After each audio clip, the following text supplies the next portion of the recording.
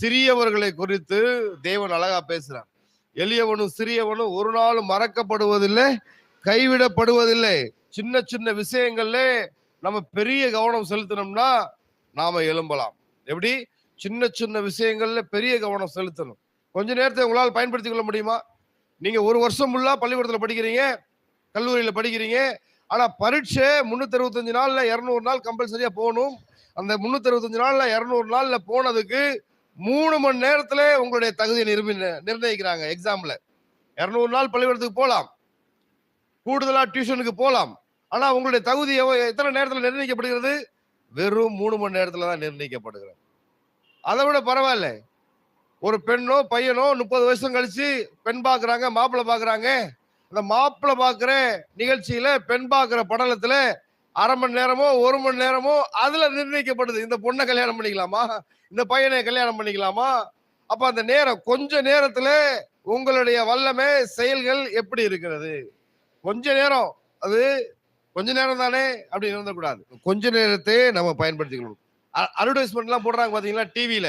அதுவும் world cup cricket, இல்ல world cup football, world cup hockey, அந்த வேர்ல்டு கப் டோர்னமெண்ட்ல எல்லாம் இடையில 10 செகண்ட், எத்தனை செகண்ட்? 10 செகண்ட் அட்வர்டைஸ்மெண்ட் டைம் தருவாங்க. அந்த அட்வர்டைஸ்மெண்ட், அந்த விளம்பரதாரர் தான் விற்கக்கூடிய பொருளை 10 செகண்டுக்குள்ள அந்த பார்க்கரோட இருதயத்துக்குள்ள வச்சிருவாங்க. பாத்திருக்கீங்களா? இடையில 10 செகண்ட் தான் கொடுப்பான். அந்த 10 செகண்டுக்குள்ள அவன் யோசிக்கிறான் பாருங்க. யோசிச்சு அதுக்கு தான் அவன் சம்பளம். சரிங்களா? வாங்குற விற்கிற பொருளை விட அந்த அட்வர்டைஸ்மெண்ட் கிரியேட்டர் இருக்கார் இல்லையா, டைரக்டர், அவருக்கு கோடி கோடியா சம்பளம். 10 செகண்ட்ல தன்னுடைய கற்பனையின் வீரியத்தை, பெலனை அந்த அட்வர்டைஸ்மெண்ட்ல வைக்கிறான். 10 செகண்ட்ல சம்பாதிக்கிறான். பல வருஷமானாலும் அப்படியே இருக்காங்க சம்பாதிக்காம. இதெல்லாம் பார்க்கணும். சின்ன சின்ன விஷயங்கள்ல பெரிய அசைவுகளை நாம கொடுக்கும் பொழுது நாம எழும்பலாம். ஒரு பரீட்சை 3 மணி நேரம் தான். பெண் பார்க்கிற படலம் சில நிமிஷங்கள் தான். அட்வர்டைஸ்மெண்ட் சில நிமிஷங்கள் தான். இந்த சில நிமிஷங்கள்ல நம்மளுடைய மதிப்பெண்கள் நிர்ணயிக்கப்படுகிறது. ரொம்ப கவனமா இருக்கணும். சரிங்களா?